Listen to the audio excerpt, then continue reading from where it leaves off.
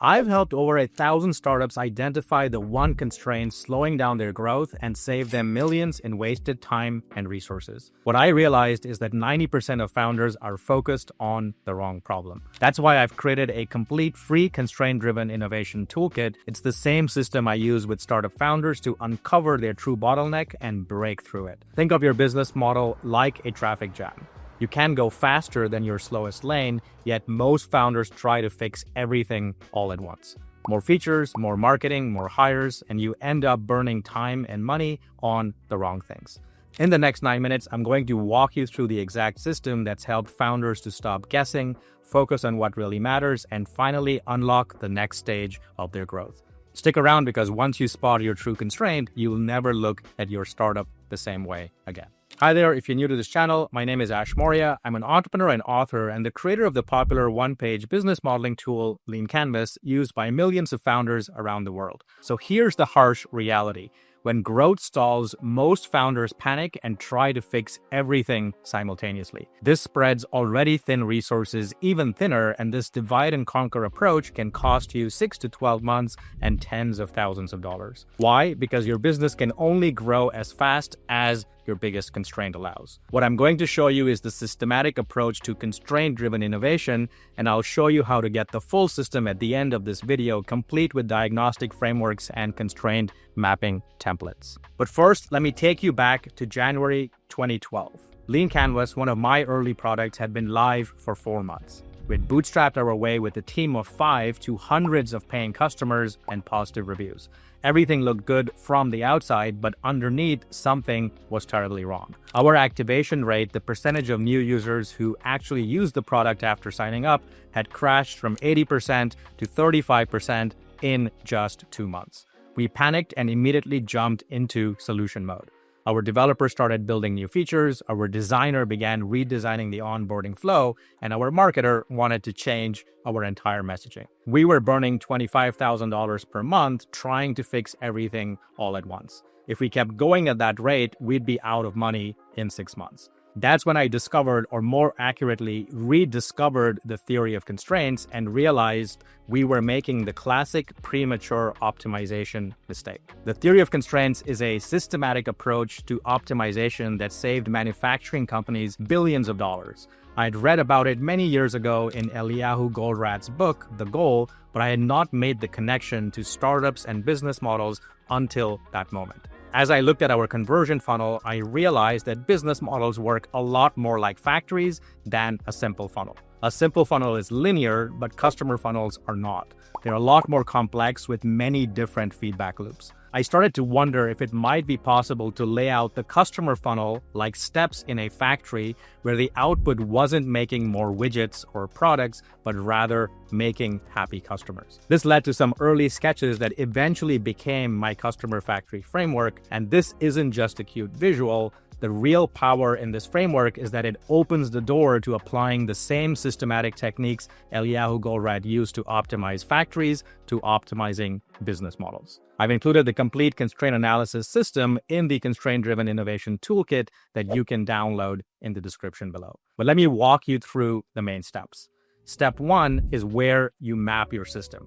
Every business is a system with interconnected steps. And I borrowed another framework, the Pirate Metrics model popularized by Dave McClure, to identify those steps as acquisition, activation, retention, revenue, and referral. If you look closely, every business in the world has these 5 universal steps. Step 2 is where you now baseline your customer factory. You can't manage what you don't measure, but the real challenge is knowing what to measure without drowning in a sea of data. To avoid analysis paralysis, I recommend starting with measuring just these 5 key macro metrics on a weekly basis. 1, because they are universal to every business, and 2, they track every major step in your customer journey. Then the critical next step is step 3, finding your bottleneck or constraint. Your constraint in this model is the slowest step in the customer factory that limits everything else. The way you find it is by looking for places where your users or customers are piling up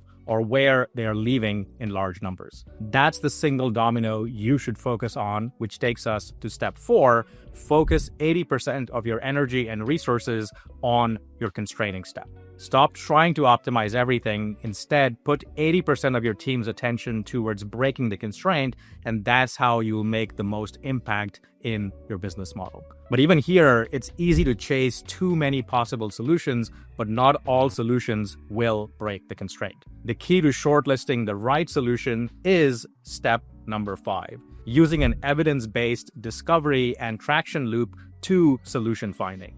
In other words, don't simply guess at solutions.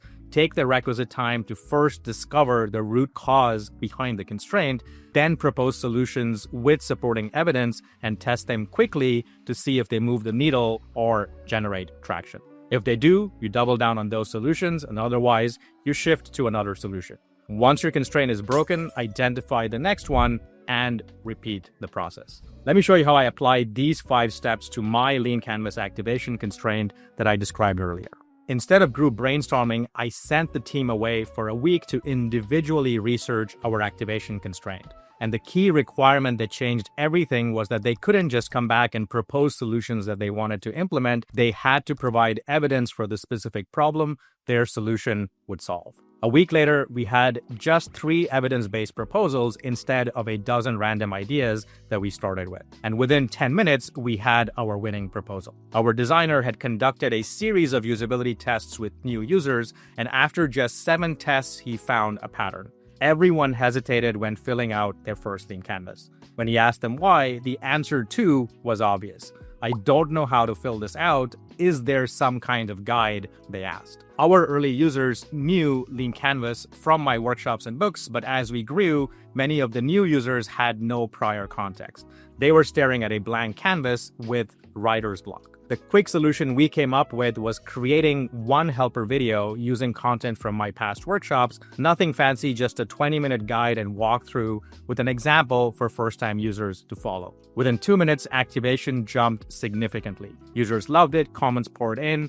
That single constraint-focused solution saved our startup and probably $50,000 in wasted product development. Now, our startup founder, Steve, who you met last time working on a virtual reality idea, learned the same lesson too. He was getting demos with potential clients, no problem, but he couldn't close those deals. He assumed the constraint was lead generation and wanted to optimize his outreach campaign. But Mary, his mentor, used this constraint-driven framework to show him that the real constraint wasn't acquisition, it was revenue conversion. He was getting enough demos, but as they reviewed his pitch, it became apparent that his product's value wasn't coming through clearly enough to cause a switch in his prospect's mind. The quick solution fix they implemented was to use quick price anchoring. During the pitch, Steve anchored his pricing against what his prospects, architects, actually used and paid for when doing 3D renderings for clients. To do that, he looked through his past notes from past demos and saw that architects typically charge $250 an hour and spend roughly 12 hours creating a single 3D rendering. That's $3,000 per rendering that they bill on to the client. If Steve could deliver a much better outcome with immersive virtual reality walkthroughs over a 3D rendering and do that in a fraction of the time, he could easily justify charging at least $3,000 and probably a whole lot more for his solution. That price anchoring section in the pitch transformed his value proposition from yet another 3D rendering tool that was off the shelf to a premium architect solution that helped them sell more. Same technology, but completely different positioning. Okay, so now that I've shown you how the constraint-driven framework works, it's your turn to put it to action. You can download the complete toolkit using the link in the description below, which includes the customer factory mapping templates that reveal hidden bottlenecks, constraint diagnostic frameworks for different business types, root cause analysis worksheets that prevent surface level fixes, and an implementation guide for breaking your constraint using an 80-20 approach. This systems-based approach beats guessing, and it has helped thousands of founders systematically identify and break their growth constraints. It's prevented millions in wasted resources and saved countless months of scattered effort. Click the link to get your copy while it's still available to my YouTube audience. Next week, I'm going to show you the 30-minute customer discovery method that I use that beats 50 traditional interviews, and how to uncover what customers actually want without biasing their answers. Until then, if you want to learn more about the Customer Factory framework, you should also check out this video over here, which shows you how to correctly map your customer journey and measure those key macro steps. Thanks for watching, and until next time, take care.